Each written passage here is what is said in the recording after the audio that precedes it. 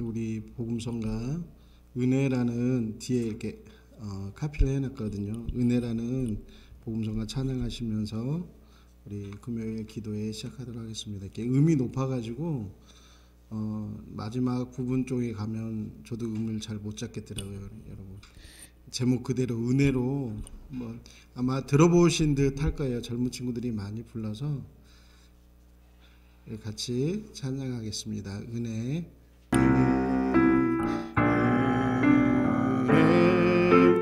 한없는 은혜 내 삶에 당연한 것 하나도 없었던 것을 모든 것이 은혜여서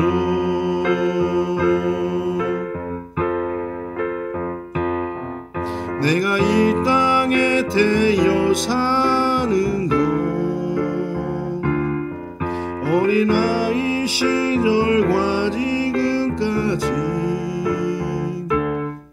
숨을 쉬며 살며 꿈을 꾸는 삶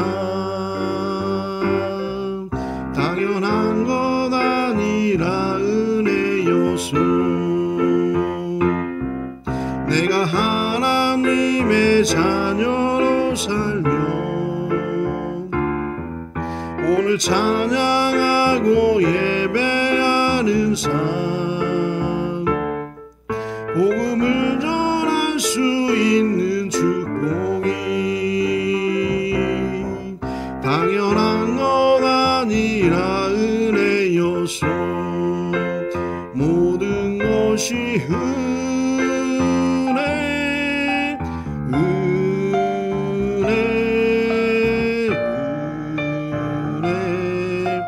한없는 은혜 내 삶에 당연한 것 하나도 없었던 것을 모든 것이 은혜여서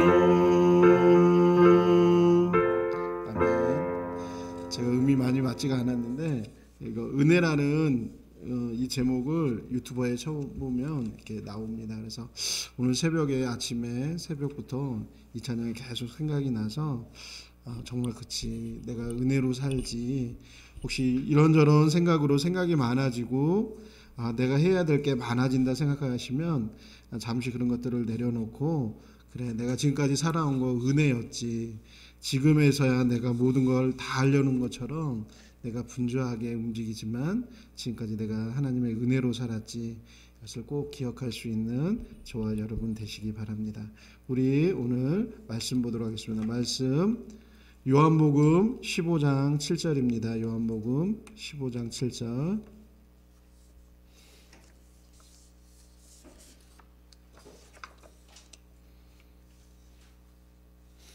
요한복음 15장 7절 찾으셨으면 우리가 한 목소리로 읽도록 하겠습니다. 시작. 너희가 내 안에 거하고 내 말이 너희 안에 거하면 무엇이든지 원하는 대로 구하라. 그리하면 이루리라. 아멘. 성경에 도고라는 단어가 나옵니다. 이 도고라는 단어는 디모데전서 2장 1절에 나옵니다. 제가 디모데전서 2장 1절을 잠깐 읽어드리겠습니다. 그러므로 내가 첫째로 권하노니 모든 사람을 위하여 간구와 기도와 도고와 감사를 하되 임금들과 높은 지혜에 있는 사람을 위하여 하라. 이는 우리가 모든 경건과 단정함으로 고요하고 평안한 생활을 하려 함이라. 여기에서 나오는 이 도고라는 의미가 헬라어로 말하면 엔듀크세이스라는 단어인데 이는 타인을 위한 기도 혹은 하나님께 담대히 나아갈 수 있는 자유롭고도 친밀한 기도라는 의미를 담고 있습니다. 따라서 도고는 타인을 위해 하는 기도를 의미할 때 이런 도고라는 단어를 씁니다. 이 중보에 대해서 탁월한 사람이 있었는데 그 사람이 누구냐면 리즈 하월즈라는 사람입니다. 제가 오늘 책을 주문해 놨는데 다음 주 화요일 정도에 이렇게 제가 가져올 수 있을 것 같습니다. 여러분이 꼭 한번 읽어보시기 바랍니다. 이 리즈 하월즈라는 사람은 1879년 웨일즈에서 11명의 형제 중 6째로 태어납니다. 오늘날 영국이라고 생각하시면 됩니다. 그래서 철공소에서 일하시는 아버지 밑에서 넉넉지 못한 생활을 하였지만 경건과 사랑이 가득한 집에서 신앙 교육을 받으며 성장했습니다. 세상적인 즐거움에도 아주 흥미가 없었고 예수님을 거스리는 죄를 짓는다는 것을 생각하지도 않았습니다. 오늘 특별히 제가 중보기도자 리즈 하월즈에 대해서 말씀드리는데, 혹시 여러분은 어느 정도의 신앙 단계에 있는지 여러분 자신을 확인해 보시고 더 깊은 단계로 나가셔서 중보기도자로서 여러분이 서기를 바랍니다. 이 리즈 하월즈는 22세 때에 돈을 벌고자 고향을 떠나 미국에 가서 생활을 하게 됩니다. 리즈는 교회에 다니며 경건한 삶을 살았습니다. 그러나 그는 자신이 죄 가운데 태어났으며 참으로 구원이 필요한 상태에 있음을 깨닫지 못했습니다. 왜냐하면 그가 다니던 교회의 목사님조차도 리즈를 전 교인 가운데 가장 훌륭한 사람이라고 생각했기 때문입니다. 이때 하나님은 사촌 에반을 통해서 이제 리즈 하월즈의 삶에 개입하십니다. 리즈, 너는 구원의 확신이 있니? 라는 에반의 질문에 리즈는 갈등했고 자신이 그저 교인으로서만 만족하고 있음을 깨닫게 됩니다. 이때쯤 리즈는 장티푸스라는 치명적인 병에 걸리게 됩니다. 그는 죽음의 문턱에서 가진 두려움 가운데 하나님께 울부짖으며 매달리는 순간, 이때까지 돈을 버는 일과 돌아다니며 구경하는 일 등에서 느꼈던 즐거움을 회개하고 한 번만 더 기회를 주신다면 자신의 인생을 주님께 드릴 것을 서원하기도 합니다. 전도 폭발이라는 이제 전도하는 방법 중에 제일 먼저 던지는 질문이 있습니다. 그것은 무엇이냐면, 오늘 밤 당신이 죽는다면 당신은 오늘 밤 천국에 갈 확신이 있습니까? 라는 질문입니다. 물론 구원파처럼 난 구원받았으니까 이제 나는 죄를 지어도 무방해 라는 그런 것이 아니라, 정말 이 밤에 하나님이 너를 데려가신다면, 또 너가 어떤 사고로 이 밤에 죽는다면 너는 천국에 갈 확신이 있느냐라는 질문입니다. 대부분 교회에 다니는 사람들이 이러한 확신에 대해서 잘 갖고 있지 못하고 그냥 교회만 다니며 신앙적인 생활을 하기도 합니다. 근데 우리가 중보 기도자라면 이 부분에 대해서 다시 한번 하나님 앞에 서야 됩니다. 나는 정말 오늘 밤에 주님 앞에 설 준비가 되어 있는가? 오늘 서울을 갔다 오면서 극동방송을 듣는데 그런 내용이 나오더라고요. 정말 오늘 밤 내가 주님 앞에 설 준비가 되어 있는가? 그래서 그 기름을 준비한 5 처녀와 준비하지 못한 또 5 처녀를 비유로 들면서, 분명히 예수님은 사람들이 알 수 없는 그때에 언제 오실지 모른다고 이야기하고 있습니다. 그러나 예수님 그 기름을 준비한 여인들은 복이 있고, 그렇지 못한 여인들은 이제 잔치집 문이 닫히면서 굉장히 어려움을 겪게 됩니다. 과연 우리도 오늘 밤 또 당장이라도 주님 앞에 선다면 그 설 준비가 되어 있는지에 대해서 우리 자신을 점검해 보시기 바랍니다. 그렇게 장티푸스에 걸렸던 리즈가 회복하는 동안 예수님의 성육신과 구속과 부활을 항상 믿어왔지만 이것이 그의 삶의 실효를 발휘하고 있지 못함을 발견하게 됩니다. 그리고 자신이 믿고 있는 그리스도가 오직 역사 속의 그리스도였을 뿐 개인의 구주가 아니었음을 깨닫게 됩니다. 그리고 모리스 루벤이라는 한 회심한 유대인의 전도 집회를 통해 십자가의 예수님을 만나게 됩니다. 리즈 대신 죽음을 당하신 예수님을 모르고 죽음의 공포 속에서 살아온 자신을 발견하고 주님의 십자가 사랑을 깨닫게 됩니다.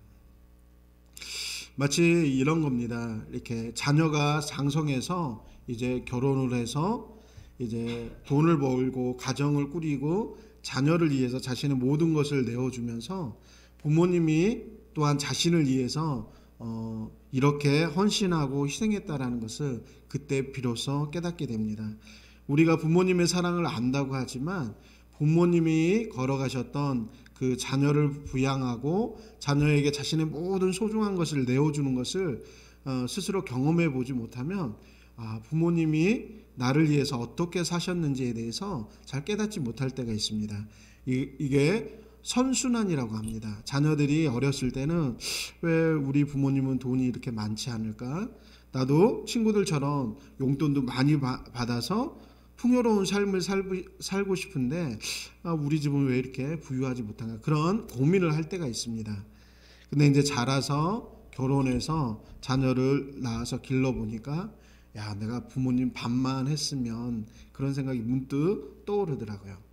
그만큼 부모님이 나에 대해서 그렇게 섬겼다라는 것입니다. 내가 아무 걱정 없이 내가 살아가는데 어떤 어려움도 느끼지 못할 정도로 부모님이 내 삶에 대해서 전적으로 모든 것을 책임주셨다는 것을 알게 됩니다. 리즈 하월즈는 이제 자신의 삶을 통해서 그리고 아팠던 날들을 통해서 정말 예수님이 나를 위해서 십자가에 돌아가셨다. 내 죄에 대해서 그분이 다 이제 대속하셨다라는 것을 깨닫게 됩니다.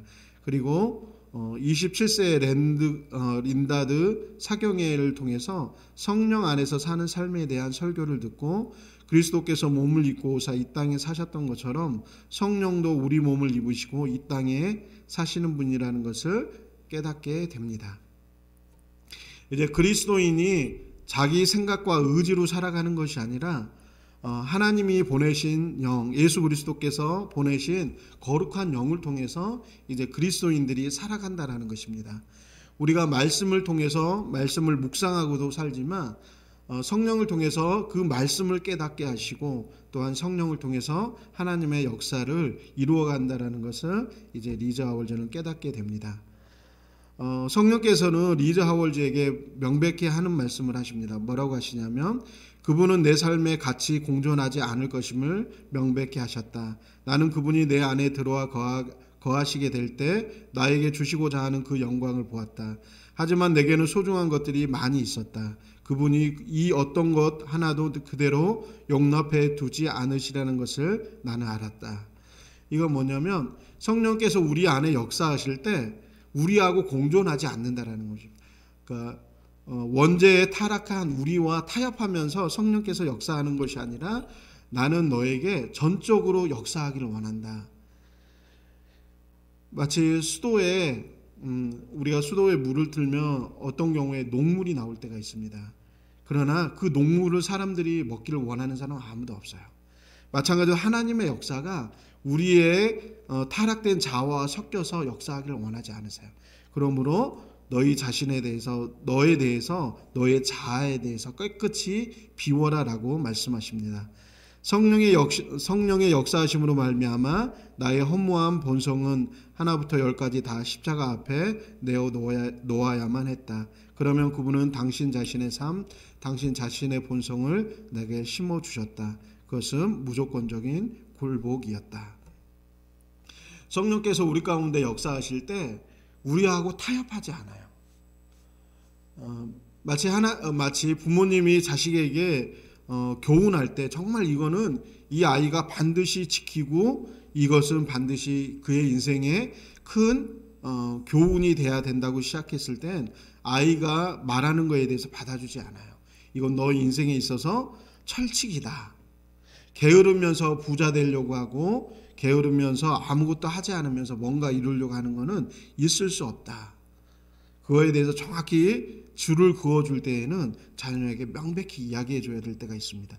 그때는 부모가 자녀에게 양보하지 않는 것처럼 성령께서도 우리에게 잘못된 부분에 대해서는 절대 양보하지 않아요.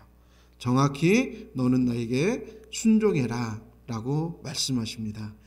랜드 리다드의 체험이 고비가 되어서 그 후에 리즈에게는 성화의 가정이 찾아오게 됩니다. 그래서 성령께서 리즈 하월즈의 삶 가운데서 맨 처음 하셨던 것이 무엇이냐면 기도 생활에 대해서 다루기 시작합니다. 기도란 곧 내가 너에게 모든 것을 준다는 의미이다.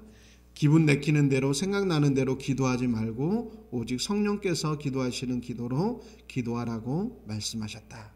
성령께서 우리 안에 임하셔서 기도하게 하실 때 아무 말이나 가지고 막 기도하는 게 아니라 성령께서 주시는 기도.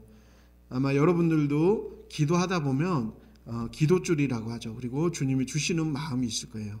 그걸 가지고 여러분이 기도하는 겁니다. 그것이 성령께서 원하시는 기도입니다. 그리고 성령께서 그를 통하여 하신 첫 번째 기도는 윌 베럴이라는 한 젊은이를 위한 기도였습니다. 이 윌 베럴이라는 친구는 술기운으로 살아가는 사람이고 더럽기 짝이 없었으며 모든 사람이 외면하는 사람이었습니다. 리즈는 자유시간을 이용하여 먼저 이 사람을 친구로 사귀며 주일날이면 하루 종일 그와 함께 보냈습니다. 사람들의 시선이 따가웠지만 그는 3년 동안 그를 위해 기도하며 함께하며 모든 필요를 실질적으로 채워주었습니다. 뭔가 이렇게 외모가 반듯하고 좋은 사람이면 사람들이 가까이 하려고 해요. 근데 뭔가 냄새가 나고 외모가 일반적이지 않고 뭔가 지저분해 보이면 사람들이 피합니다.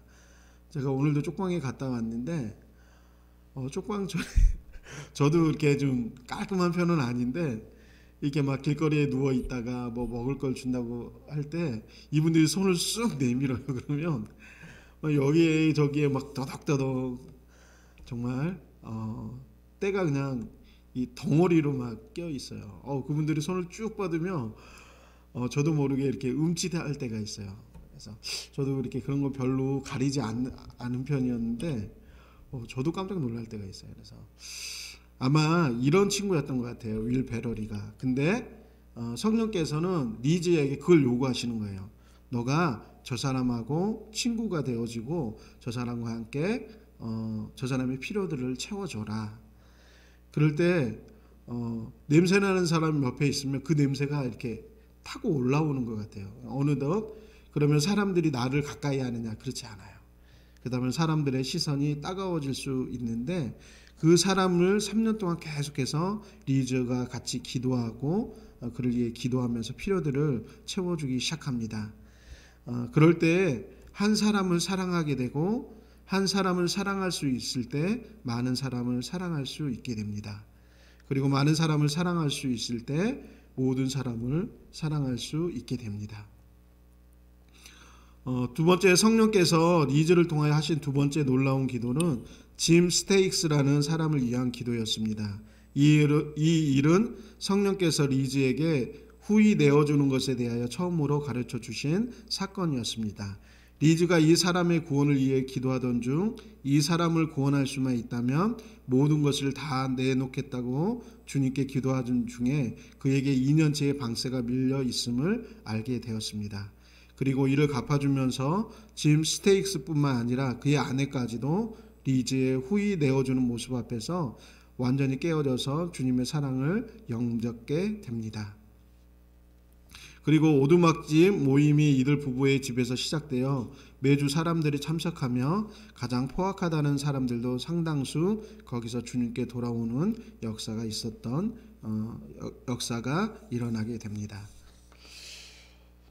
우리가 누군가를 도울 때 그 사람을 알지 못하면 제대로 도울 수가 없어요. 그냥 겉모습으로 보고 빵 하나 주고 끝나는 것이 아니라 계속 그 사람과 함께 있다 보면은 그 사람의 내부 속사정을 알게 돼요.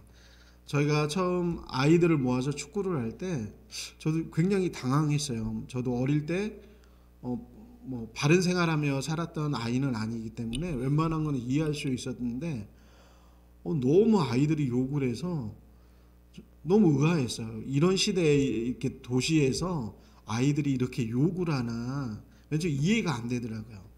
축구 모임을 하면서 축구가 끝나고 아이들하고 저희가 있는 카페에서 라면 끓여 먹고 그러다 보니까 이제 아이들이 한 명씩 그 친구들이 없을 때 이야기를 해주는 거예요. 속사정을.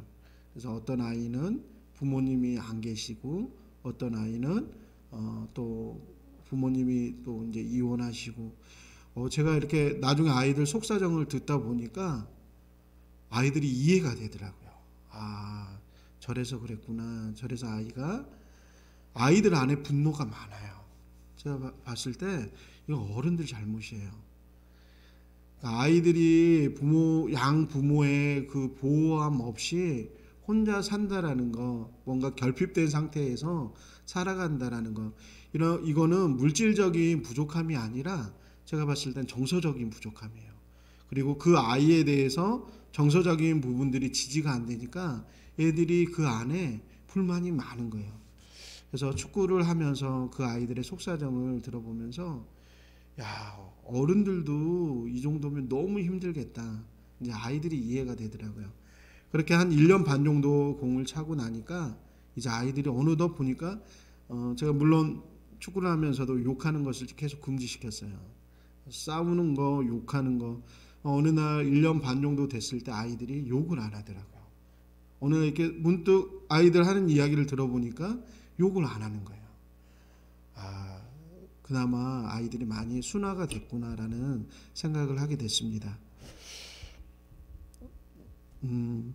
우리가 누군가를 사랑할 때 그 사람의 형편과 그 사람이 처한 상황을 알지 못하면 그 사람을 사랑하기가 쉽지가 않아요. 그러나 그 사람의 상황과 환경을 보게 되면 이 사람이 이럴 수밖에 없었던 그런 배경적인 부분들을 많이 이해하게 됩니다. 또한 하나님께서 리즈에게 새로운 도전을 하시게 되는데 그건 뭐냐면 개인적인 접촉이 전혀 없이 기도만을 통해서 한 사람을 구원하게 하는 일이었습니다. 이 일을 위해서 성령께서는 요한복음 15장 7절 오늘 저희가 읽은 말씀을 주십니다. 그리고 그 성취는 거함에 달려 있음을 알게 합니다. 너희가 내 안에 거하고 내 말이 너희 안에 거하면 무엇이든지 원하는 대로 구하라. 그리하면 이루리라. 예수님이 하시는 말씀이 있습니다. 나는 포도나무요 너희는 가지니 그가 내 안에 내가 그 안에 있으면 사람이 열매를 많이 맺나니 나를 떠나서는 너희가 아무것도 할 수 없습니다. 우리가 뭔가 이렇게 잘하면 뭔가 큰 일을 이룰 것 같은데 근데 성경은 뭐라고 말씀하냐면 나는 포도나무요 너희는 가지라. 그가 내 안에 내가 그 안에 거하면 사람을 열매를 많이 맺나니 나를 떠나서는 너희가 아무것도 할 수 없습니다.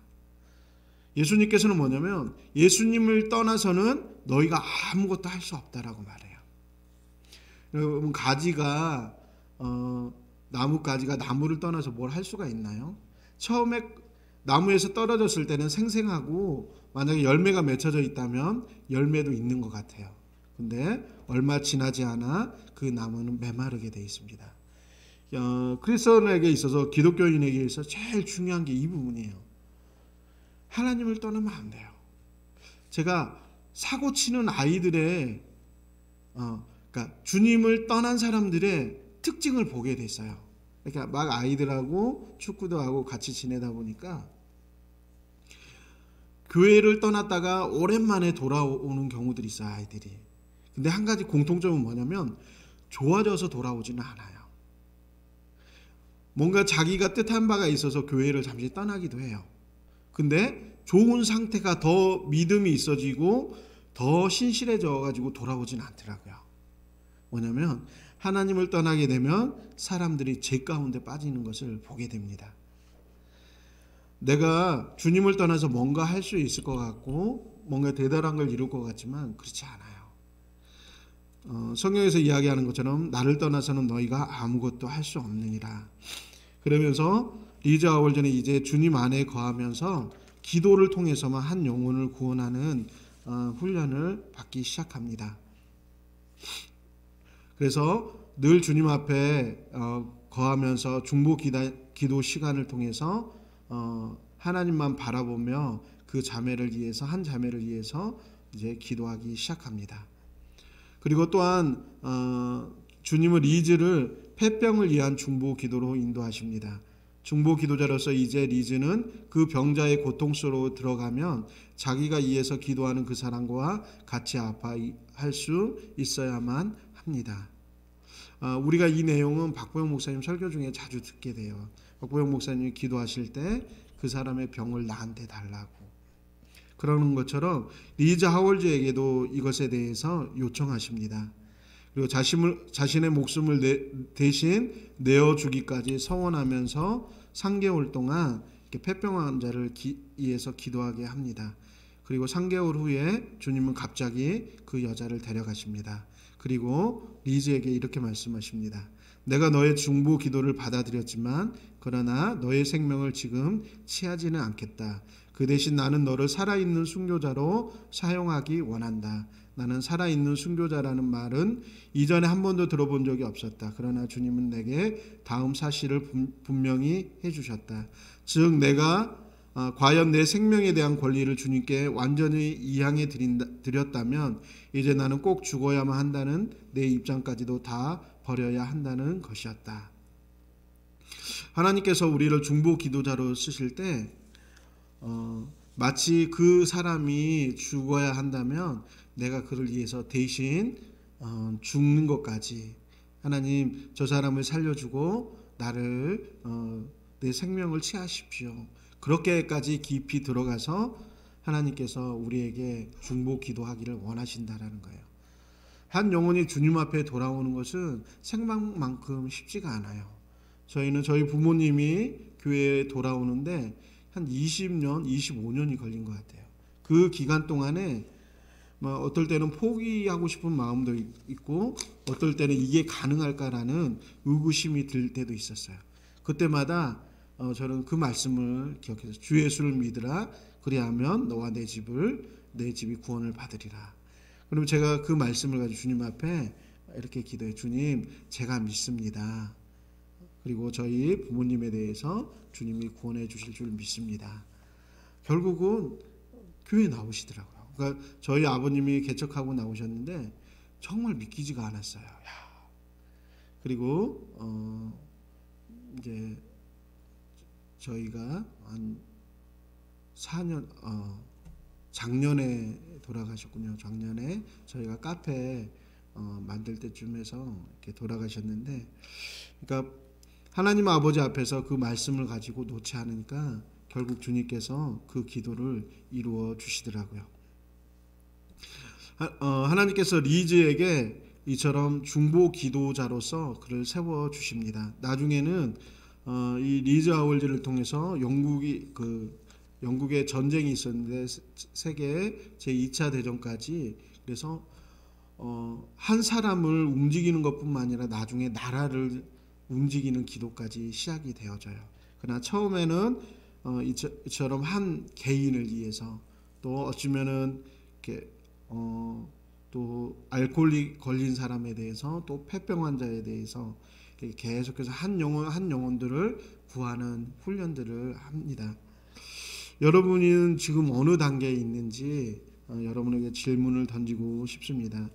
여러분이 이제 교회 생활에, 제가 봤을 때 금요 기도에 나올 정도면 제가 봤을 때 여러분이 교회 생활에 대해서는 온전한 모습을 갖고 있어요. 그러나 이제 내가 내 개인적인 문제를 뛰어넘어서서 한 영혼을 구원하기 위해서는 중보 기도의 자리에 서야 됩니다. 기도가 결코 쉽지가 않아요. 기도를 할 때, 한 영혼을 위해서 기도할 때 그 영혼이 갖고 있는 모든 비어있는 자리들에 대해서 때로는 물질로, 때로는 그 사람을 향한 내 에너지를 드려야 되고, 때로는 내 목숨까지도 내어놓고 기도해야지만 그 영혼이 주님 앞에 돌아올 수 있습니다.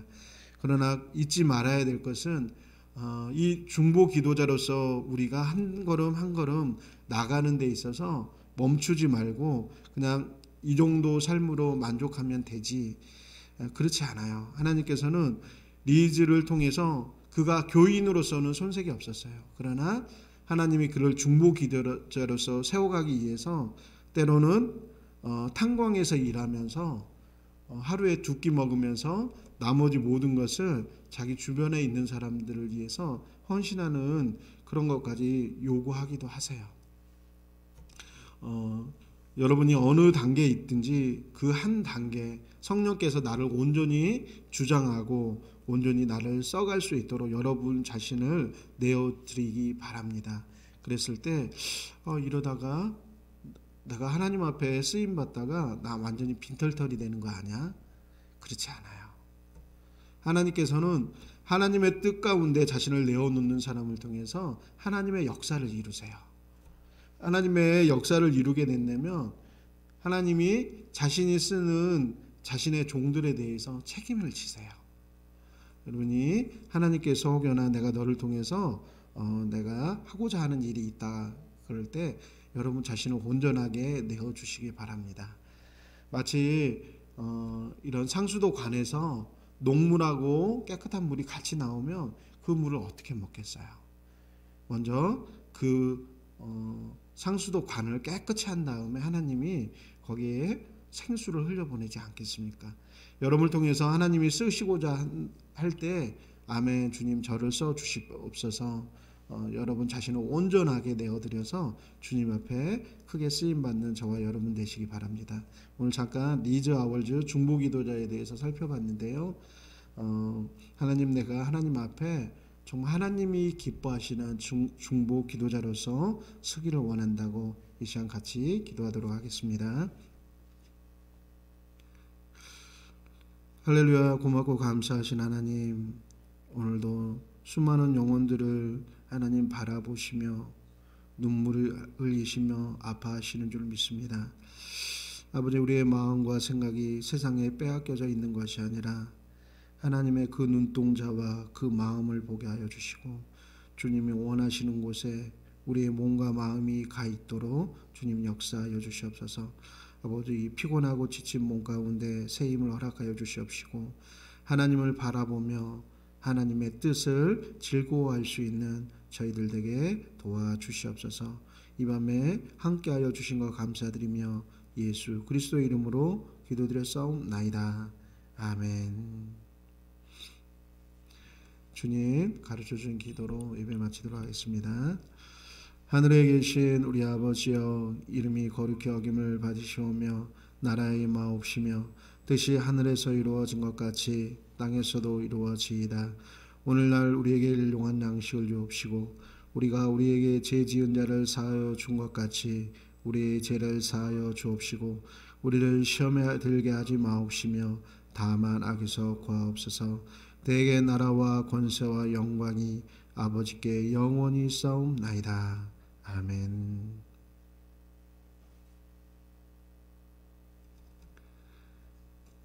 이상 예배 마치겠습니다.